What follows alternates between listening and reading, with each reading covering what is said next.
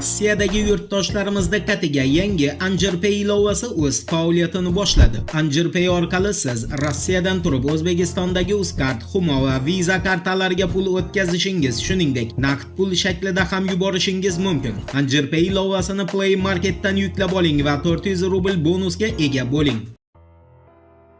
Assalomu alaykum, qadrdon muxlis. Siz bilan siz bilgan va kutgan kanal Turfa olam. Fars agentligining xabariga ko'ra, Tehron Livanga qarshi Isroil zarbasi va Amerika Qo'shma Shtatlarining dengizdagi harakat sababli Trump bilan imzolanishi kutilayotgan bitimni bekor qilishi mumkin. Sababi Donald Trump o'zini yangi bayonotida rasman Amerika Qo'shma Shtatlarining kemalarini, samolyotlarini va harbiy kuchlarini Eron yaqinida o'z joylarida qolishini bildirgan. Trumpning ta'kidlashicha, bu jarayon kelishuv to'liq bajarilgunga qadar amal qiladi. Uning so'zlariga ko'ra, agar kelishuv bajarilmasa, Amerika Qo'shma Shtatlari Eronga qarshi avvalgidan ham keng ko'lamli harbiy harakatlar boshlashi mumkin. Endi kelishuvni nima uchun Trumpga tinchlik bermayotganiga oid xabarga o'tamiz. Diqqat bilan eshiting. 6 hafta davom etgan keskinlashuvdan so'ng Amerika Qo'shma Shtatlari va Eron 14 kunga zarbalarni to'xtatishga kelishib oldi. Bu kelishuv 10 aprel kuni Islomobodda o'tadigan keyingi muzokaralar uchun boshlang'ich nuqta bo'ladi. Muhokamalar markazida Eronning 10 banddan iborat taklifi bo'ladi. Uni Amerika Qo'shma Shtatlari muzokaralar uchun ishchi asos sifatida qabul qilgan. Islomoboddagi uchrashuvda tomonlar amaliy masalalarga e'tibor qaratadi. Xususan, Eron qanday shartlarda Ormuz bo'g'ozini ochadi, uni kim nazorat qiladi, Donald Trump vayronagarchilik uchun tovon to'lashga rozi bo'ladimi? Eng asosiy masala esa tinchlik kelishuvi urushdan oldingi holatga qaytish bo'ladimi yoki ikki davlat munosabatlarini qayta boshlashga xizmat qiladimi? Shuni aniqlashdir.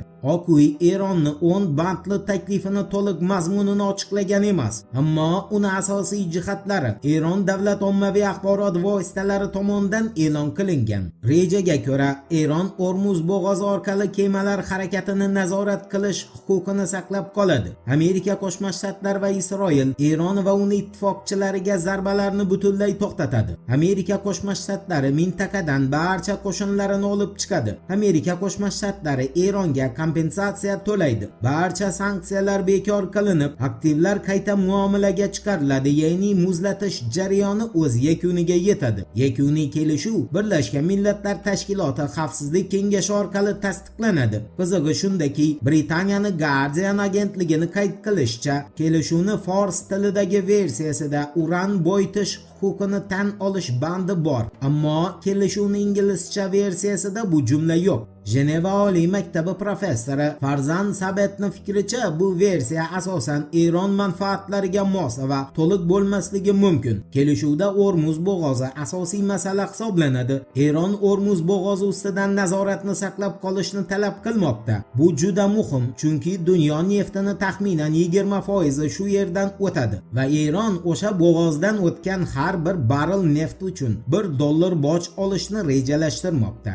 Eron tashqi ishlar vaziri Abbas Araqchiga ko'ra, kelishuv davrida kemalar harakati harbiylar tomonidan muvofiqlashtiriladi. Shuningdek, Tasnim News agentligi ma'lumotlariga ko'ra, Eron va Ummon tranzit uchun to'lov joriy qilishi mumkin. To'g'rirog'i, har bir kema uchun qo'shimcha $2 million gacha haq olinishi mumkin. Bu mablag'lar infratuzilmani tiklashga yo'naltiriladi, ammo bu ma'lumot hali rasman tasdiqlangan emas. Trump esa keyinchalik Amerika Qo'shma Shtatlari Ormuz bo'g'ozidagi kemalar tirbandligini bartaraf etishga yordam berishini aytdi va bu katta daromad keltirishini ta'kidladi. U hatto Amerika Qo'shma Shtatlari bu bo'g'ozni Eron bilan birga nazorat qilishi mumkinligini ham istisno qilmadi. Guardian agentligi ekspertlarining fikricha, Eronning maksimal talablari Amerika Qo'shma Shtatlari tomonidan to'liq qabul qilinishi ehtimoli past, ammo ular muzokaralar uchun asos bo'lib xizmat qiladi. Eng katta xavotir Eronning Ormuz bo'g'ozi ustidan nazorat talabidir.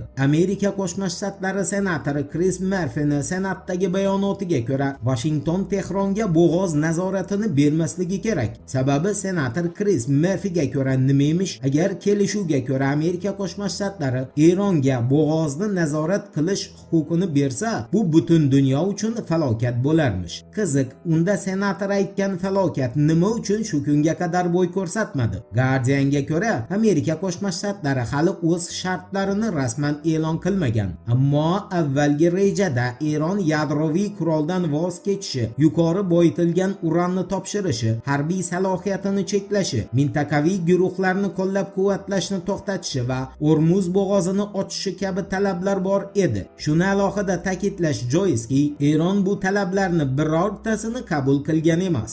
Guardian'ga ko'ra, Trampga tinchlik bermayotgan omil shuki, bu kelishuv Eronga o'z kuchini qayta tiklash imkonini beradi. Bu esa nafaqat Qo'shma Shtatlar, balki Isroil uchun ham mukarrar fojia degan gapdir. Voqealar rivojini birgalikda kuzatamiz. Turfa olam bilan qoling. Siz kutgan kerakli ma'lumotlar hali oldinda.